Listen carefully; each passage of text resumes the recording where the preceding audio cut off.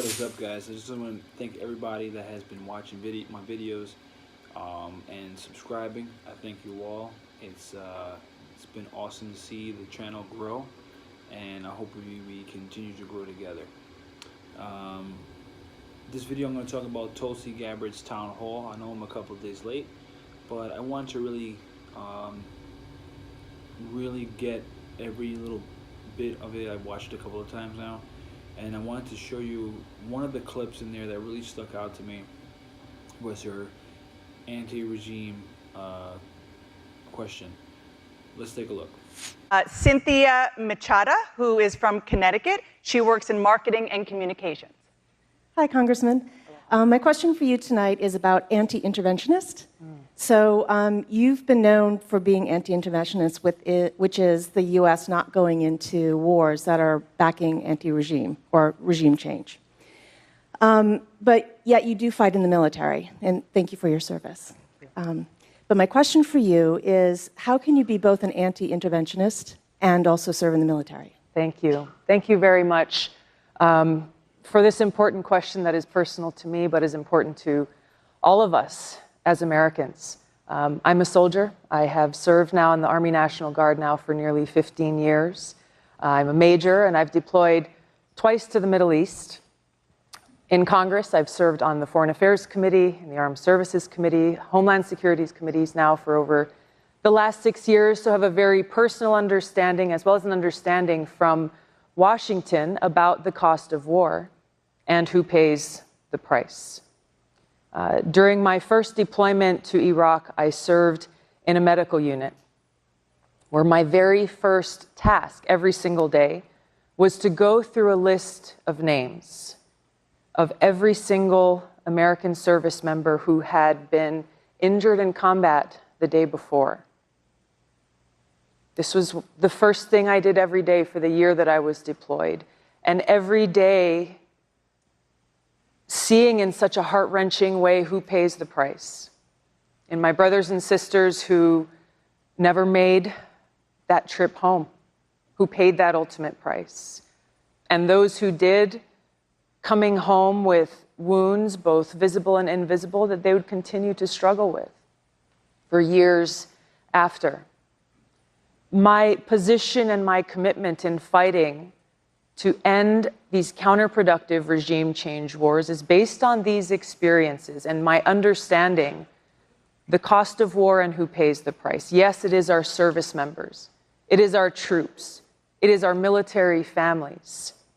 It is the people in these countries where these wars are waged whose suffering ends up far worse after we launch these regime change wars.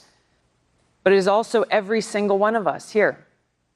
Every single American is paying for these wars through our taxpayer dollars, trillions of our taxpayer dollars being spent, dollars that should be used to invest in and to meet the needs and serve the needs of people here at home, to pay for things like healthcare and education, to rebuild our crumbling infrastructure.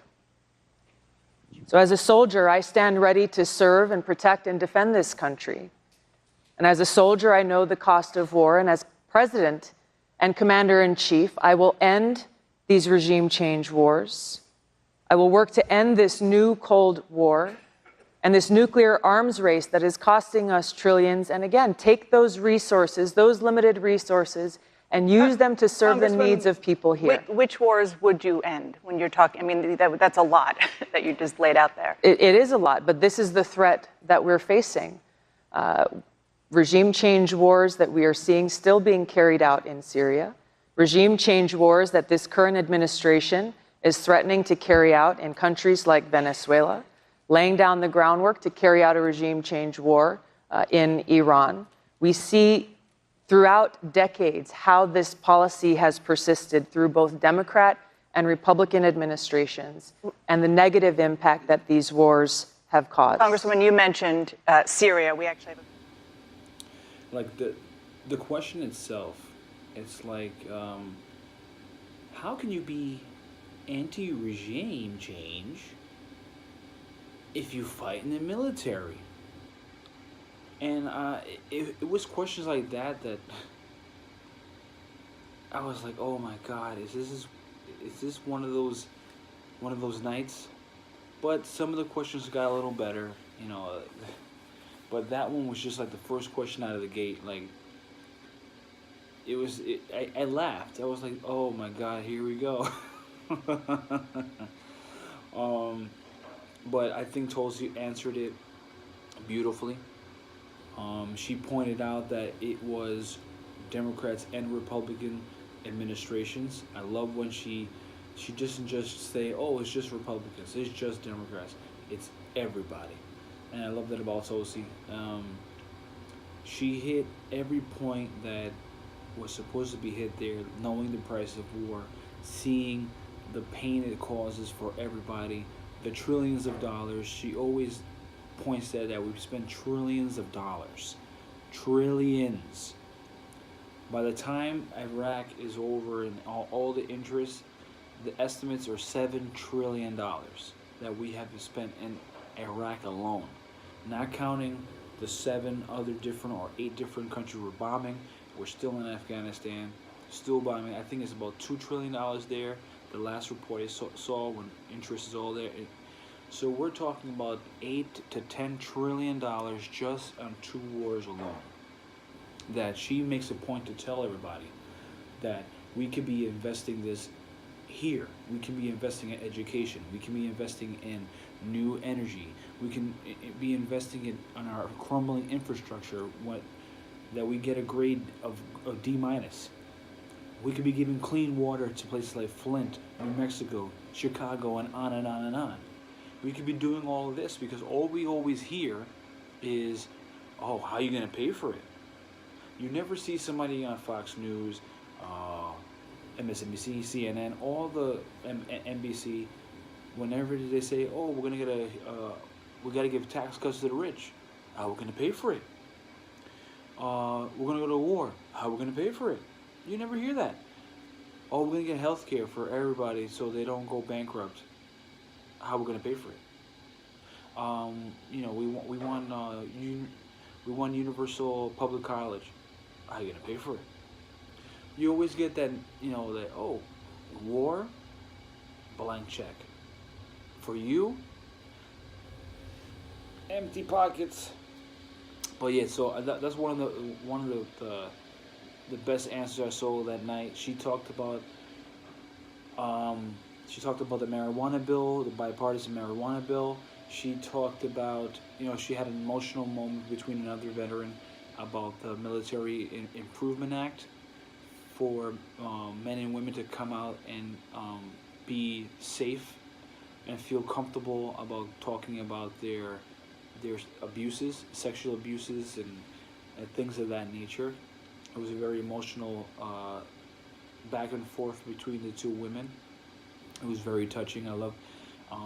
You saw her become so human, not a politician. Because a lot of people go, "Oh, that's a politician answer." You know, it was a very human answer. And she was asked if she would sign it if it came on her desk, and he said, "Yep, no ifs, ands, or buts. If it comes on my desk, I'm signing it." All in all, she was very presidential. CNN basically failed at their objective to make her look terrible because she answered, I believe, all of the questions in a manner that would make her in a good light. Even the gay conversion therapy of her past, of her being with her father and being conservative, and she said outright that I had no idea what that was until recently running for office, and somebody mentioned it to her, and she said that her views had changed, and she grew. Being in the military, she grew as a person. She had to change with the, you know, in her heart, and she said to judge her by her record of the LGBT rights, and that's what you should be judged on. And they tried to get her on their side.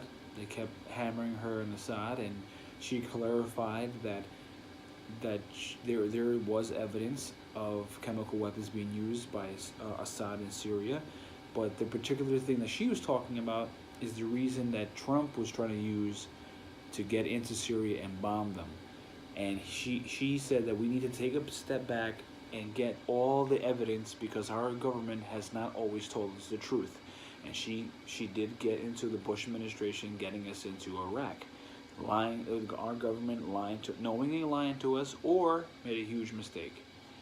But all in all, I give her a phenomenal grade on this. She did a great job. But tell me what you think. Do you think that she became a number one or number two? Give me your input. I love the feedback. I personally think she did an amazing job, and she was very presidential. But you let me know what you think. Like, comment, subscribe. You guys take care, and peace.